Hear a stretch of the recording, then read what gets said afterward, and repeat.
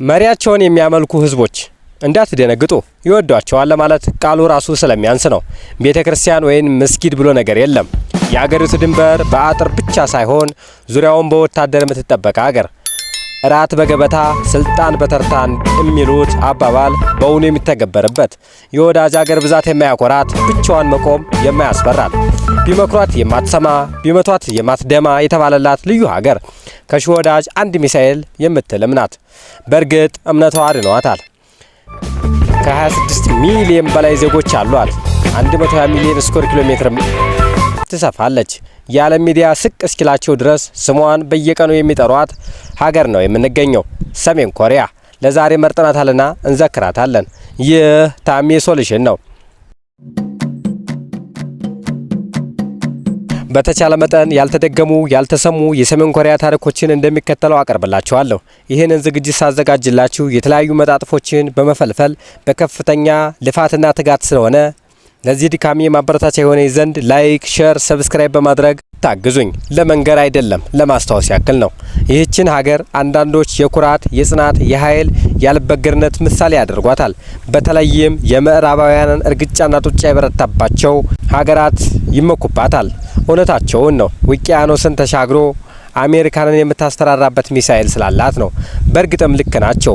ሊቢያን ስትፈራረስ ያየ፣ የመንንም ስትፈራረስ ያየ፣ አፍጋኒስታን መከራዋን ስትበላ ያየ፣ ኢራቅንም ያየ ሰሜን ኮሪያን ባያደንቅ ነበር የሚገርመው። በእርግጥ እርሷም ቢሆን ከሺህ ሀገር ወዳጆች በአንድ ሚሳኤል ነው የምትተማመነው። ይህ ብቻ አይደለም ጥንካሬዋ፣ ከ1.2 ሚሊዮን በላይ ወታደሮችም አሏት። እንደ አውሮፓውያን አቆጣጠር በ1910 ጃፓን በቅኝ ግዛት የያዘቻትን ያኔ ሰሜንና ደቡብ ተብለው አልተከፈሉም። በነገራችን ላይ ከደቡብ ኮሪያ ጋር በምንም አይነት አይለያዩም። በመልክም በቁመትም በቀን አቆጣጠርም በአመጋገብ አንድ ናቸው። ታዲያ 35 ዓመታትን በወሰደው በጃፓን ቅኝ ግዛት ግፍና መከራ ወረደባቸው። ይህ አስከፊ አገዛዝ ካለፈ በኋላ ማለትም ሁለተኛ ዓለም ጦርነት ካበቃ በኋላ ማለት ነው። ዳሩ ግን እፎይ ብለው የወለዱትን በአግባቡ ሳይስሙ የዘሩትንም ሳይበሉ ሌላ አደጋ አንጃበበባቸው። የሶቪየትና የአሜሪካን ሀገራት ፍጥጫ መጣባቸው። በወቅቱ ሶቪየት ህብረት ከፍ ያለ ወታደርና የበዛ የጦር መሳሪያ ነበራት እና ሙሉ ኮሪያን ለመውረር አቆበቆበች። አሜሪካን ደግሞ የሶቪየት ህብረትን ግስጋሴ ለማስቆም ብትፈልግም ብልጫ ተወስዶባታልና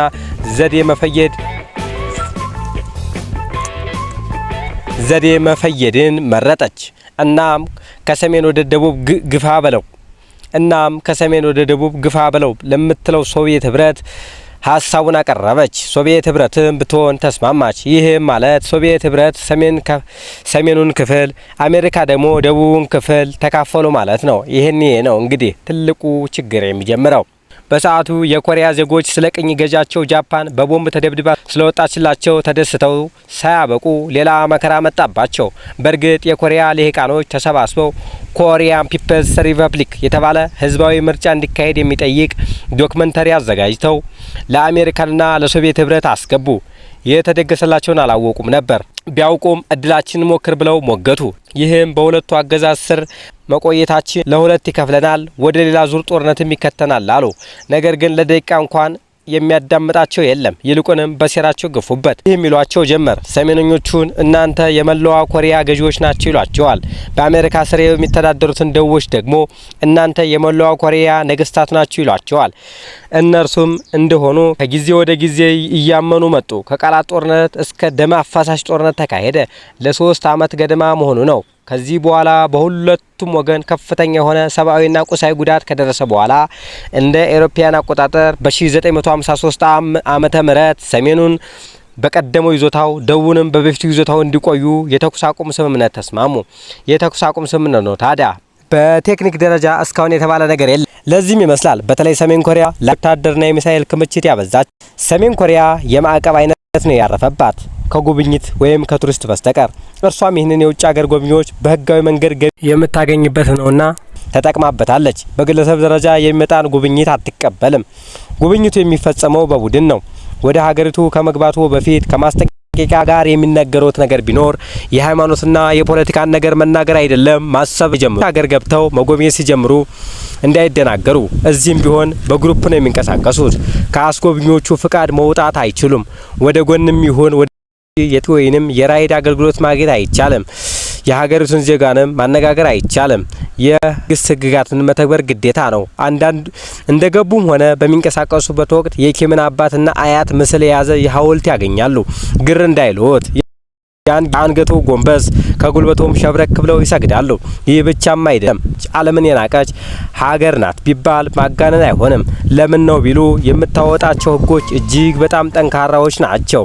ለአብነት ያክል የሀገሪቱ ዜጋ እንኳን የኪምን አባትና አያት የያዘ ምስል ሁሉም ሰው በየቤቱ ግድግዳ ያለበታል።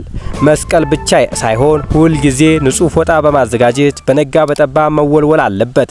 ይህንን ሳያደርግ ቀርቶ ድንገት በተካሄደ ፍተሻ ምስሎቹ ወይብ ከተገኙ ግን ወደ ዘብጥያ ነው የሚወረወረው። ሌላም አለ። ጸጉር ሲቆረጥ በሀገሪቱ የታወጀው ወደ 28 አይነት ስታይሎች አሉ። እነርሱን አልፎ የተገኘ ግን ህገ መንግስቱን በኃይል እንደመናድ ተቆጥሮ እርምጃ ይወሰዳል።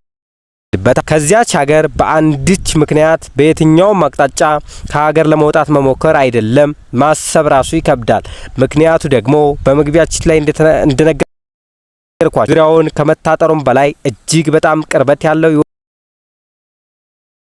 አጥሩም ቢሆን ተራ አጥር አድርገው ሌላው በሰሜን ኮሪያ ሆነው በያዙት ዶርምም ሆነ በመንገድ ላይ እየተጓዙ ስልኮትን ወጣ አድርገው የሚጎለጉሉት ጎግል ሆነ የሚመለከቱት ቲክቶክ የለም። ምክንያቱም አገሪቱ በጎግል ማኔጅመንት የሚሰራ የኢንተርኔት ተጠቀምም። ነገር ግን ይህ ሲባል ምዕራባውያን እንደሚሉት በድንጋይ ዘመን እንደሚኖሩት ባዶዋን አይደለችም። የራሷ የሆነ የስልክም ሆነ የኢንተርኔት አገልግሎት አላት። መንገድን የሚዘጋ የመኪና ብዛትን ባይኖራት መኪኖችም አሏት።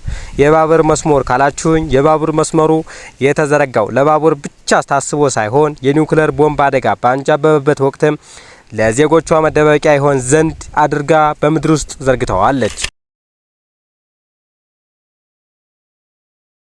ይህች ሀገር ከሚያስገርመው ነገሮች አንዱ የሆነውን ታሪክ ላካፍላችሁ። በዚህች ሀገር በቤተክርስቲያንም ሆነ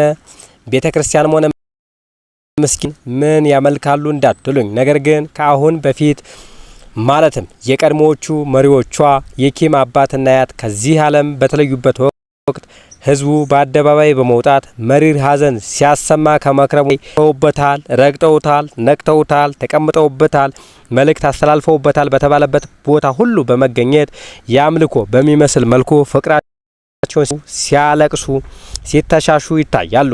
ሰሜን ኮሪያ ግን ሀብታም ሀገር አይደለችም። ዜጎች ዛሬም ድረስ ከባባድ ስራን በጉልበታቸው በሸክማቸው ሲያከናውኑ ይታያሉ። እርሻም ቢሆን በበሬ ጉልበት፣ መንገድም ጭምር በሰው ኃይል እንደሚያከናውኑ ይነገራል። የሰሜን ኮሪያ ሌላው የሚገርመው ነገር አንድም የተቃዋሚ ፓርቲ ያለመገኘቱ ጉዳይ ነው። ስልጣንም ቢሆን ምርጫ ብሎ ነገር የለም። ሞት ካልፈታው በቀር ከአባት ወደ ልጅ የሚተላለፍ የስልጣን እርከን ነው ያላት። ለዚህም ይመስላል ከአያታቸው የተቀበሉትን ስልጣን ለሴት ልጅ መስጠት አለያም ለማውረስ ለስራ ጉብኝት ወደ መጡበት ቦታ ሁሉ አስከትለዋት የሚጓዙት። አንዳንዶች እንደሚሉት ከሆነ ደግሞ በቤተ መንግስቱ ውስጥ ከፍተኛ የሆነ ሽኩቻም አለ ይላሉ።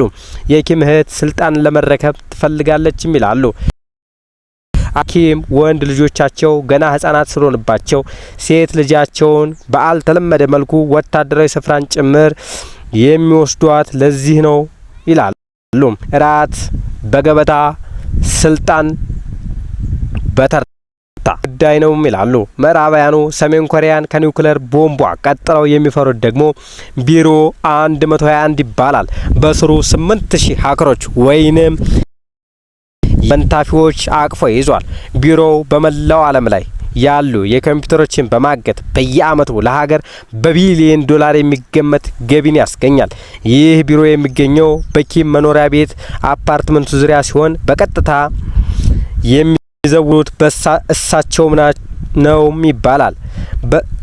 በቀጥታ የሚዘውሩትም በስተመጨረሻም ኪም እንዲህ የወፈሩት ለዜጎቻቸው በማሰብ በመጨነቅ ተኝተው ስለሚያድሩ ነው ይሏቸዋል። መልካሙን ሁሉ በመመኘት በሌላ ዝግጅት እስከምንገናኝ ደህና ይሁኑ። ፕሮግራሙን ለመደገፍ ሼር፣ ላይክ እንዲሁም ሰብስክራይብ ያደርጉ። የተባበረ